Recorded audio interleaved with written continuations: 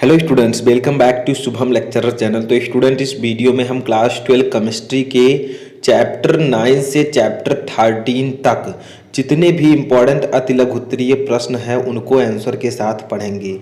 इस वीडियो में हम हाइलोएल्केन तथा हाइलोएरीन, अल्कोहल, फिनॉल और ईथर, एल्डिहाइड, कीटोन और कार्बोक्सिलिक अम्ल, एमीन और जैव अणु चैप्टर के इम्पॉर्टेंट अतिलघुत्तरीय प्रश्नों को आंसर के साथ समझेंगे।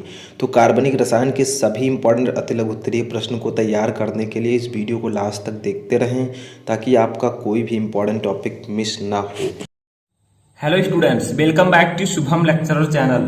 तो स्टूडेंट, इस वीडियो में हम क्लास 12 ऑर्गेनिक केमिस्ट्री या आप लोग कह सकते हैं सेकेंड केमिस्ट्री के चैप्टर 1 जिसका नाम है हाइलोएल्केन तथा हाइलोएरीन, इस चैप्टर के हम 4 इंपॉर्टेंट क्वेश्चन आंसर को पढ़ेंगे।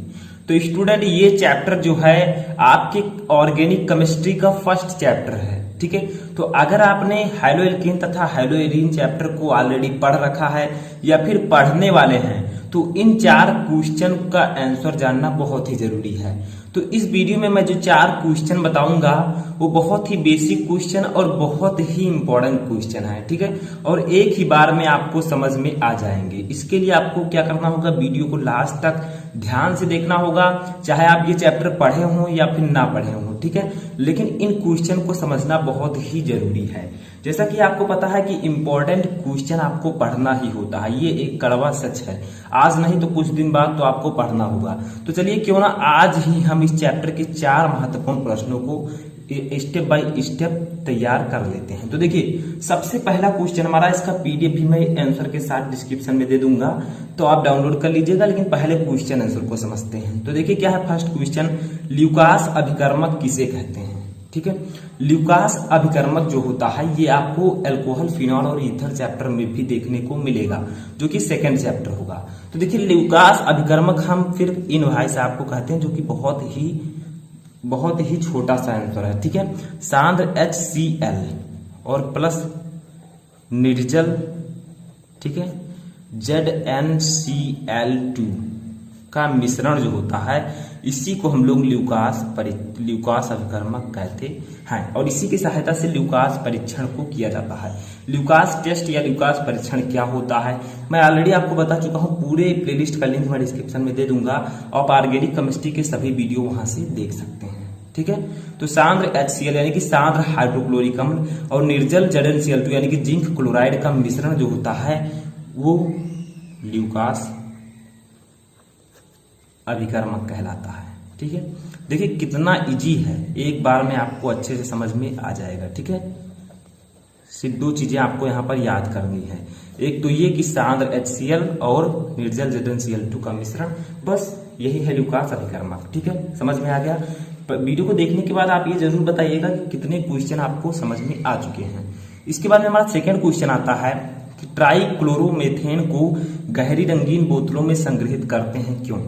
यानी कि जो ट्राइक्लोरोमेथेन होता है जिसका फार्मूला होता है CHCl3 और इसी को हम प्यार से कहते हैं क्लोरोफॉर्म, ठीक है, क्लोरोफॉर्म। सर नाम आपने सुना हो।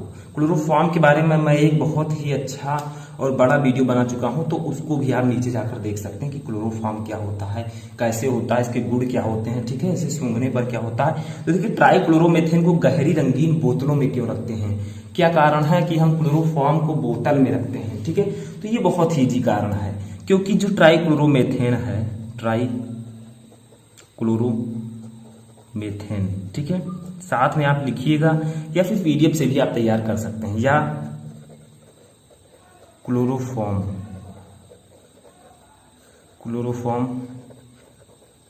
प्रकाश की उपस्थिति, ठीक है, इसीलिए हम लोग अभी बताएंगे उपस्थिति में वायुमंडल में जो ऑक्सीजन पाई जाती है O2, ठीक है, जिसको हम लोग अपने सांस में लेते हैं, ऑक्सीजन, वायुमंडलीय ऑक्सीजन से ऑक्सीकृत होकर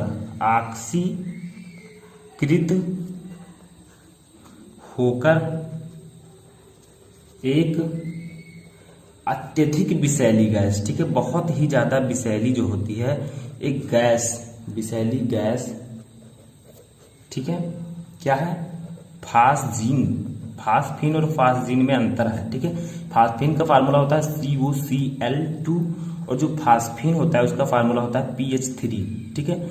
बनाती है, क्यों रखते हैं, क्योंकि अगर हम ट्राइक्लोरोमेथिन या क्लोरोफॉर्म को रंगीन बोतलों में इसलिए रखते हैं क्योंकि ये प्रकाश की उपस्थिति में वायुमंडलीय जो ऑक्सीजन होती है उससे क्रिया करती है और ऑक्सीकृत होकर एक विषैली गैस फास्फीन बनाती है, ठीक है, जो कि हम लोगों के लिए बहुत ही ज्यादा विषैली है, मानव जीव के लिए, जीव जंतु के लिए।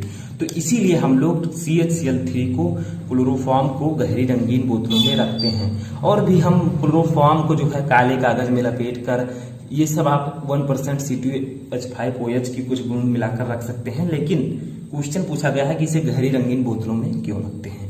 तो यही कारण है क्योंकि ये ऑक्सीजन आप बाहर रख देंगे, ऑक्सीजन से क्रिया करेगी, ऑक्सीजन से क्रिया करने के बाद वो ऑक्सीकृत होकर फास्फीन बना देगी, जो कि बहुत ही विषैली गैस है, ठीक है। इसका रिएक्शन भी हम देख लेते हैं। इसका रिएक्शन होगा CHCl3 यानी कि क्लोरोफॉर्म, इसकी अभिक्रिया हो जाएगी हाफ O2 से, ठीक है, यानी कि ऑक्सीजन से, किसकी उपस्थिति में, प्रकाश की, ठीक है। तो यह आपका क्या बनाएगा, COCl2 और प्लस HCl, यानी कि ये है आपका क्लोरोफॉर्म। और इसने किया क्या, इसने O2 यानी कि ऑक्सीजन से क्रिया कर ली प्रकाश की उपस्थिति में और बना लिया इसको फास्फीन को, ठीक है। इसीलिए हम लोग इसे गहरी रंगीन बोतलों में रखते हैं, ठीक है।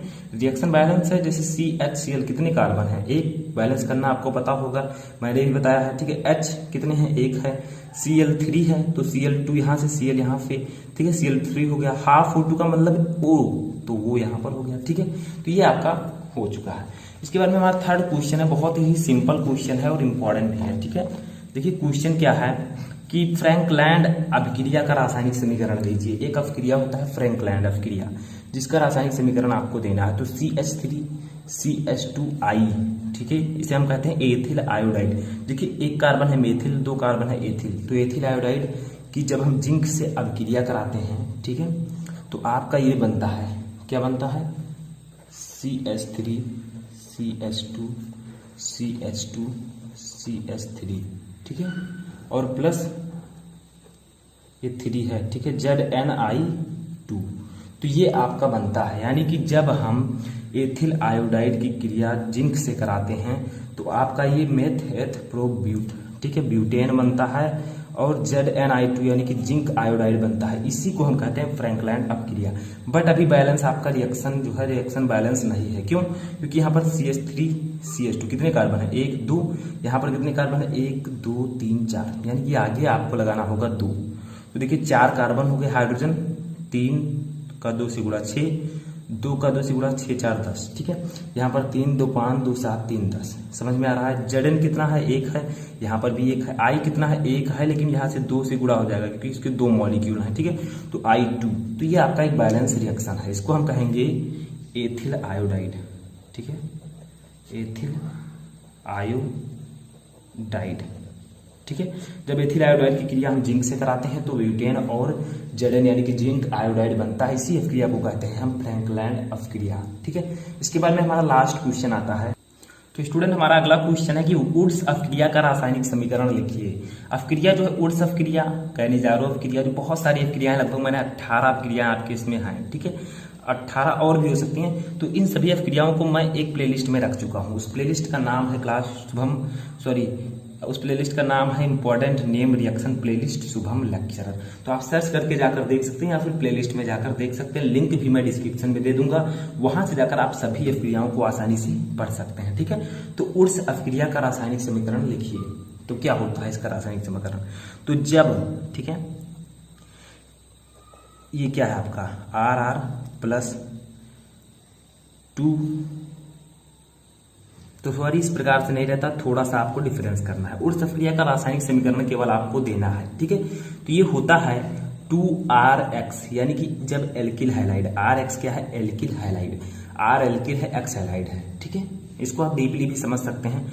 2RX plus 2Na that's gives out, किसकी उपस्थिति में, शुष्क ईथर की उपस्थिति में, ठीक है, शुष्क ईथर, की उपस्थिति में जब हम कराते हैं तो आपका बनता है RR प्लस 2NaX, यानी कि जब हम एल्किल हैलाइड, R क्या है एल्किल है, X क्या है हैलाइड है, ठीक है। हैलाइड के अंदर क्या क्या आते हैं, हाइड्रोजन तत्व जैसे क्लोरीन, ब्रोमीन, आयोडीन, ठीक है, ऐसे सब जो एक्स हाइड्रोजन ग्रुप के होते हैं। देखिए जब एल्किल हैलाइड की क्रिया हम सोडियम से कराते हैं शुष्क ईथर की उपस्थिति में तो एल्केन बनता है, इसी को हम कहते हैं क्या, वुड्स अपक्रिया, ठीक है। आप इस प्रकार से भी इसे लिख सकते हैं। 2R के स्थान पर हम लिख सकते हैं कोई भी एल्किल ग्रुप, जैसे CH3 हमने लिख दिया, ठीक है। X के स्थान पर हम ब्रोमीन, आयोडीन, क्लोरीन कुछ भी ले सकते हैं, तो चलिए Cl ले लेते हैं plus 2Na, that gives out, ऊपर लगा दीजिए शुष्क ईथर, ठीक है, शुष्क ईथर। तो देखिए ये जो है आपका ये केमिस्ट्री के हिसाब से है, इसी को हम लोग अगर अप्लाई कर दें, जो आपका एल्किल ग्रुप है एल्किल लगा दें, हाइड्रोजन पर हाइड्रोजन लगा दें, तो आपका इस प्रकार से आप लिख सकते हैं, ठीक है। R के स्थान पर हमने क्या लिखा, CH3, तो CH3, ठीक है, प्लस 2Na, X के स्थान पर लिखा हमने Cl, तो ये भी आपकी हो जाएगी वुड्स अपक्रिया, सेम है, कोई उसमें जो है डिफरेंस नहीं है, ठीक है। इसको हम कहेंगे एल्किल हैलाइड, लेकिन यहाँ पर क्या है मेथिल एक है, तो हम लिख देंगे मेथिल है, मेथिल हाइलाइड के स्थान पर लिख देंगे क्लोराइड, ठीक है। और अच्छे से अगर आप इसे समझना चाहते हैं तो आप लोग जाकर जो है प्लेलिस्ट में देख सकते हैं, मेथिल क्लोराइड, ठीक है। इसे हम कहेंगे मेथ एथ, यानी कि एथेन, ठीक है, जो कि एक एल्केन है। इसे हम कहेंगे सोडियम क्लोराइड NaCl को। तो जब एल्किल हैलाइड की अपक्रिया सोडियम के साथ शुष्क ईथर की उपस्थिति में कराई जाती है तो एल्केन बनता है, इसी को हम कहते हैं वुड्स। प्रोवाइड करा दूंगा, लेकिन इससे पहले हमें जानना जरूरी है कि ये क्वेश्चंस हैं क्या और इसके आंसर हमें किस प्रकार से देना है। तो देखिए फर्स्ट क्वेश्चन जैसे हम लेते हैं, 3 क्वेश्चन हम देखेंगे। तो फर्स्ट क्वेश्चन है विलियमसन की संश्लेषण विधि द्वारा डाई एथिल ईथर बनाने की विधि एवं रासायनिक समीकरण लिखिए। यानी कि जो विलियमसन संश्लेषण विधि होती है इसके द्वारा हम डाई एथिल ईथर को कैसे बनाते हैं, इसकी विधि और रासायनिक समीकरण लिखना है, ठीक है, यानी कि रिएक्शन को और मेथड को बताना है। तो देखिए इसे हम बनाते कैसे हैं, सबसे पहले इसकी विधि लिख लेते हैं। तो जब हम सोडियम, ठीक है, मेरे साथ लिखते चलिएगा, सोडियम एथॉक्साइड, वैसे मैं PDF तो प्रोवाइड करा दूंगा, लेकिन आप लोग चाहें तो नोट में इसे नोट कर सकते हैं। तो सोडियम एथॉक्साइड को एथिल आयोडाइड, ठीक है, आयोडाइड के साथ गर्म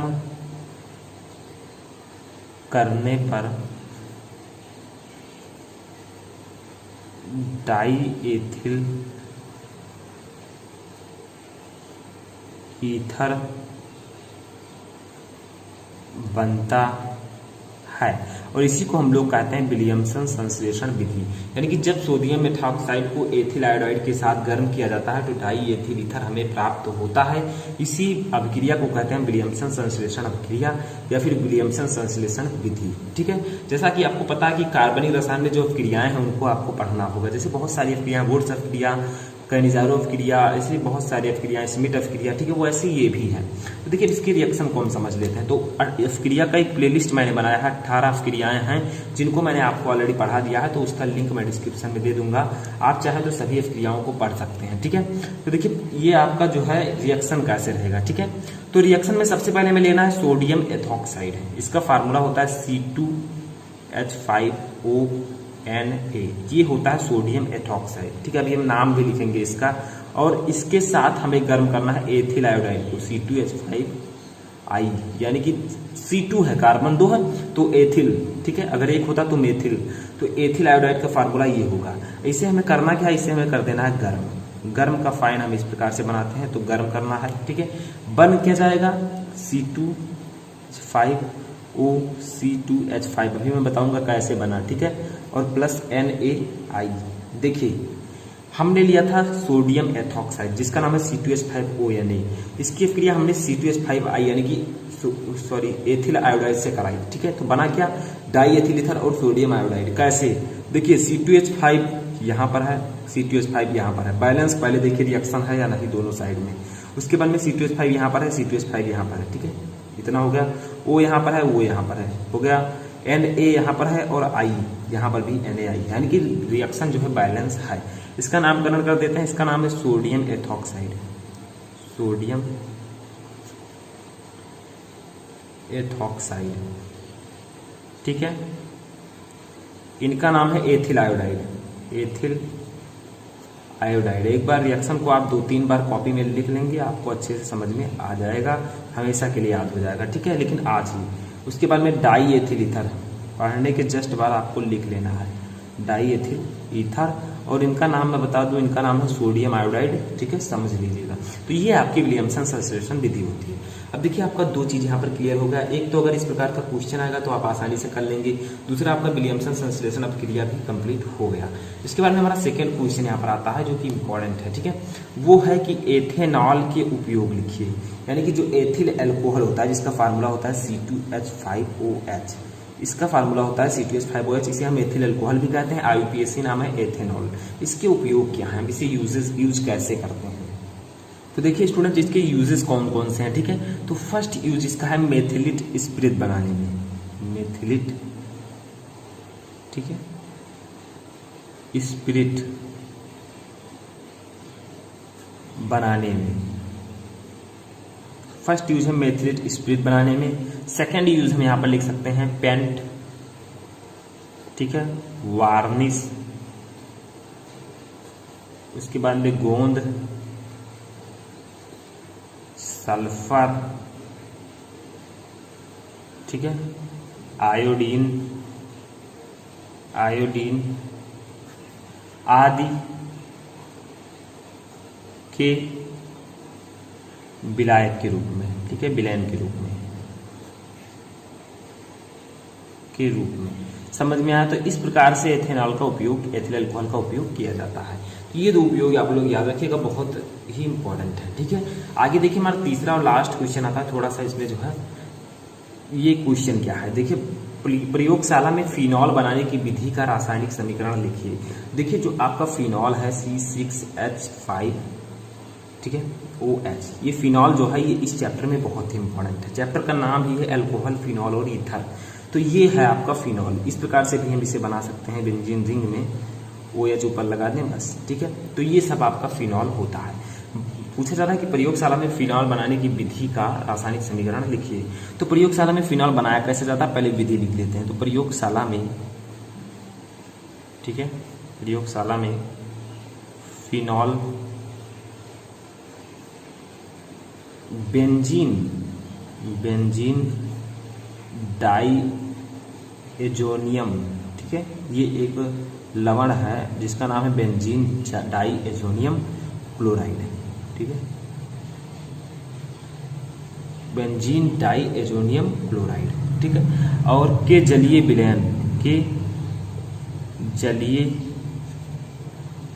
विलयन का भाप आसवन करके बनाया जाता है, ठीक है। यानी कि प्रयोगशाला में फिनॉल जो है वो बेंजीन डाईएजोनियम क्लोराइड है, ठीक है, के जलीय विलयन का भाप, यानी कि उसका भाप लेकर जो है उसको आश्रित करके बनाया जाता है। यानी कि बेंजीन डाईएजोनियम क्लोराइड में हम हल्का सा H2O मिलाएंगे और उसको हम लोग आश्रित कर देंगे और आपका बन जाएगा फिनॉल। कैसे बनेगा देखिए, तो उसके रिएक्शन को भी हम लोग समझ लेते हैं, ठीक है। तो यहाँ पर रिएक्शन हो जाएगा। तो रिएक्शन में क्या है, रिएक्शन में कहा गया है बेंजीन डाईएजोनियम क्लोराइड जिसका फार्मूला होता है C6H5N2Cl, ये होता है बेंजीन डाईएजोनियम क्लोराइड का फार्मूला, ठीक है, प्लस H2O, इसके क्रिया हमें H2O से करा देनी है।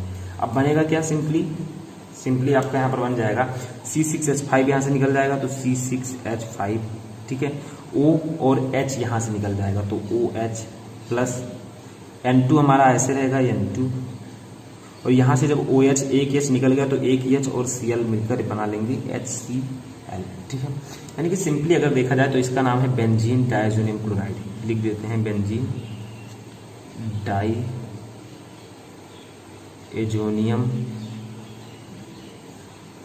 क्लोराइड, ठीक है। बना है आपका फिनॉल, इनका नाम तो आपको पता होगा, H2O जल है, N2 नाइट्रोजन है, HCl हाइड्रोक्लोरिक एसिड है। तो जब बेंजीन डाइजोनियम क्लोराइड के भाप का जलीय विलयन का भाप हम आश्रित करते हैं तो फिनॉल बन जाता है। यानी कि जब बेंजीन डाइजोनियम क्लोराइड की हम जल से क्रिया कराते हैं तो हमें फिनॉल प्राप्त होता है, नाइट्रोजन और हाइड्रोक्लोरिक एसिड प्राप्त होता है। ये बैलेंस है या नहीं? C6 यहाँ पर, C6 यहाँ पर, ठीक है, H5 यहाँ पर, H5 यहाँ पर, N2 यहाँ पर, N2 यहाँ पर भी है, ठीक है, Cl यहाँ पर है और एक H यहाँ से ले लीजिए तो HCl यहाँ पर हो गया। बचा क्या? O और H, तो OH हमने यहाँ पर लिख दिया है। यानी कि ये आपका एक बैलेंस रिएक्शन हो चुका है। तो आई होप कि आपको ये तीनों क्वेश्चन अच्छे से समझ में आ चुके होंगे अल्कोहल फिनॉल, ठीक है। इसमें अतिलघुत्तरीय का भी हम सॉल्यूशन देखेंगे क्योंकि हम लोग बहुविकल्पीय और अतिलघुत्तरीय दोनों का सॉल्यूशन देखते हैं। तो देखिए, स्मिट अभिक्रिया को समझाइए। अब आपको क्या करना है स्टूडेंट? स्मिट अभिक्रिया को समझाना है, जो कि 2014 और 2018 में पूछा जा चुका है। अब स्मिट अभिक्रिया का एक पार्टिकुलर वीडियो मैं बना चुका हूं। अगर आपने नहीं देखा है तो वीडियो के डिस्क्रिप्शन में इसका लिंक मिल जाएगा, जाकर देख लीजिए स्मिट अभिक्रिया क्या है, रिएक्शन कैसे होता है इनमें, ठीक है।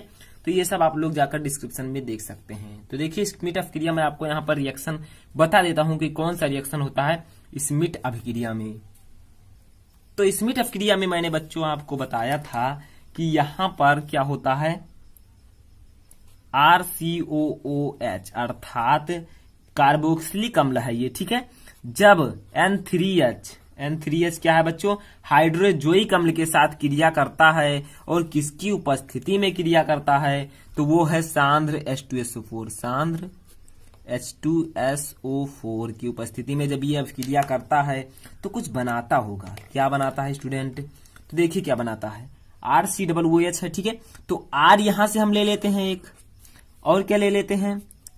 NH ले लेंगे और H यहां से ले लेंगे, या ये ले लेंगे और एक यहां से N, यहां से H, अर्थात RNH2 प्लस क्या बनाएगा? CO2 और प्लस N2। ये रिएक्शन बैलेंस है। अगर आपको बैलेंस करना नहीं आता है तो उस वीडियो का लिंक मैं डिस्क्रिप्शन में दे दूंगा। आप लोग समीकरण को बैलेंस कैसे करते हैं वो जाकर वहां से देख सकते हैं। कई रिएक्शन मैंने एग्जाम्पल की सहायता से बताए हैं, ठीक है। तो देखिए, यह है कार्बोक्सिलिक अम्ल जब हाइड्रोक्लोरिक एसिड से क्रिया करता है तो किसकी उपस्थिति में? सांद्र H2SO4 की उपस्थिति में। तो बनता है कौन? प्राथमिक एमीन बनता है। ये एक प्राथमिक एमीन है बच्चों। जाकर वीडियो को देखिए स्मिट अभिक्रिया वाले, आपको सब कुछ वहां पर समझ में आ जाएगा फाइनली। और कार्बन डाइऑक्साइड बनता है। कार्बन डाइऑक्साइड तो आप लोग जानते हैं CO2 N2 नाइट्रोजन गैस बनती है, ठीक है। तो ये था अतिलघुत्तरीय का पहला क्वेश्चन। दूसरा क्वेश्चन देखिए बच्चों, यूरोट्रोपिन पर टिप्पणी कीजिए 2010-2018, 2 बार पूछा जा चुका है। रिपीटेड क्वेश्चन है जो मैं आपको बता रहा हूं। तो देखिए, यूरोट्रोपिन पर टिप्पणी कीजिए। तो इसके बारे में स्टूडेंट मैं आपको एक रिएक्शन बताऊंगा, ठीक है। उसी की सहायता से आप लोग समझ सकते हैं यूरोट्रोपिन क्या है। तो बच्चों, जब HCHO क्या है बच्चों? नाम बताइए इसका। इसका नाम है स्टूडेंट फॉर्मेल्डिहाइड, ठीक है। करता है अभिक्रिया किससे? अमोनिया से। तो बनता क्या है देखिए, ये आपका बना है CH2 का होल 6N4 और प्लस 6H2O, ठीक है। बैलेंस करना नहीं आता, जाइए वीडियो के नीचे दिया गया है लिंक, जाकर उस पर क्लिक करके आप लोग देख सकते हैं। देखिए, यह है बच्चों फॉर्मेल्डिहाइड, नाम मैं आपको बता रहा हूं, ठीक है। फॉर्मेल्डिहाइड, ये है अमोनिया। जब फॉर्मेल्डिहाइड अमोनिया से क्रिया करता है तो बनता है बच्चों यूरोट्रोपिन। यूरोट्रोपिन इसका नाम है, ठीक है।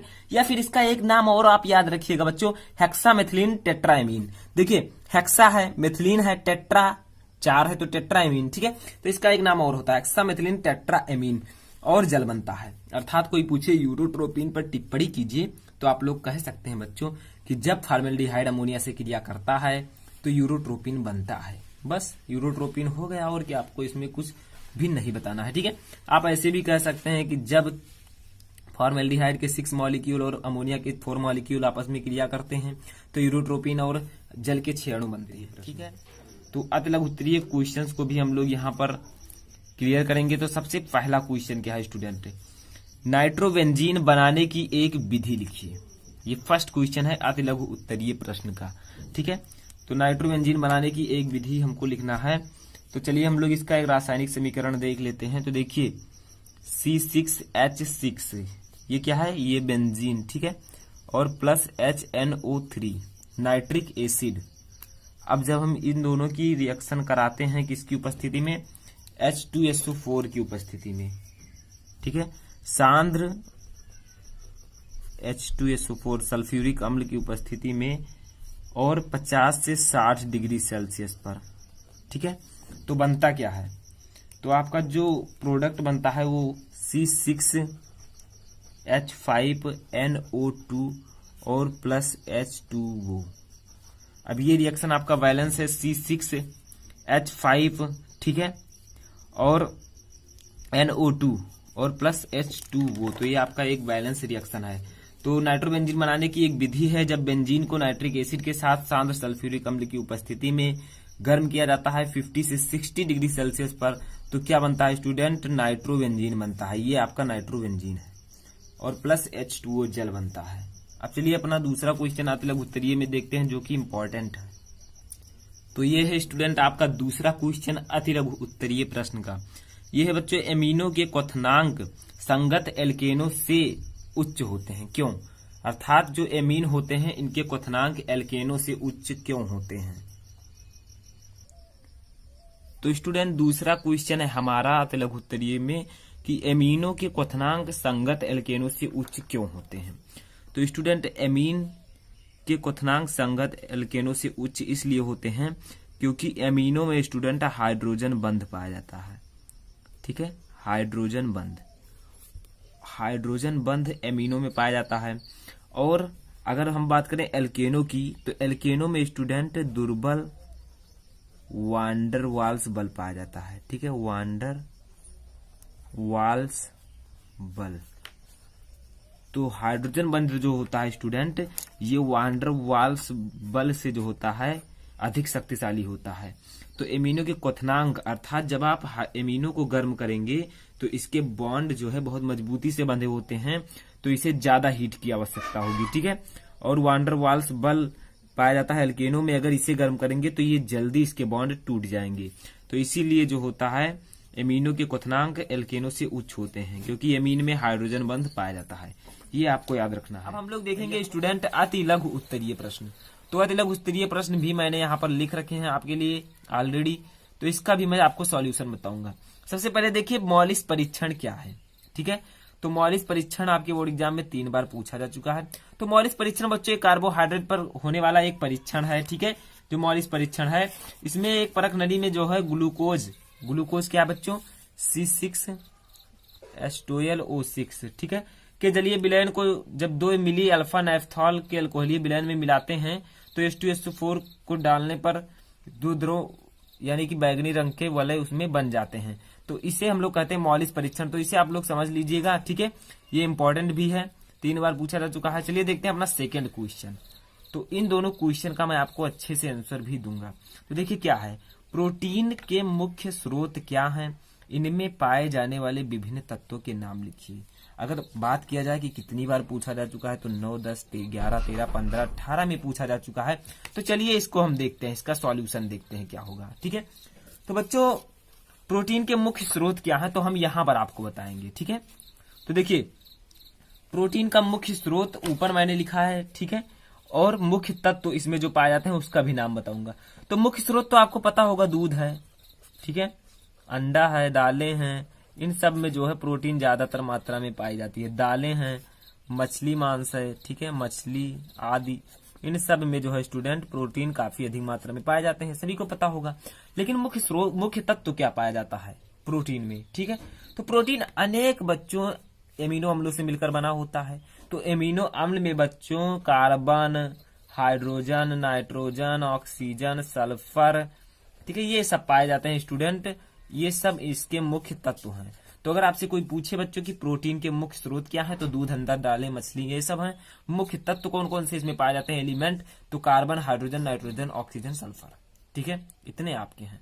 तो ये था बच्चों आपका इस क्वेश्चन का सॉल्यूशन, याद कर लीजिए, ठीक है, समझ लीजिए। थर्ड देखिए बच्चों आपका क्या है, अति लघु उत्तरीय में इंपॉर्टेंट, विटामिन ए तथा डी के क्या स्रोत हैं, शरीर में इनकी कमी से कौन कौन सी बीमारियां हो जाती हैं।